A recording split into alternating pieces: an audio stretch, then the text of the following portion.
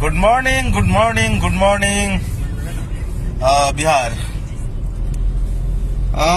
बड़ी नीक चीज याद आयल एकटा कल हम आबे छलौं तो एक पान खेने छली ओहि पान पे एक हम लाइन बनेलौं।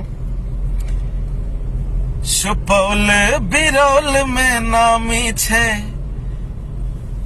शंकर भगत दुकान।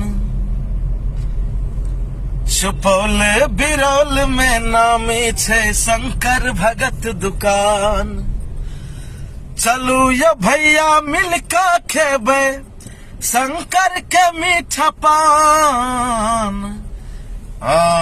शंकर भगत के दुकान में बहुत अच्छा पान बनैत अछि। आई हम वीडियो कॉल पे ब्रदर से जखन बात करलौं तो बहुत अच्छा लगले और कल के जे भैया एक वीडियो बरू बना दिए। और सब देखो मिथिलांचल में मैथिली के बहुत बड़ा परंपरा छे और कल्चर छे पान खेने मैथिल सब।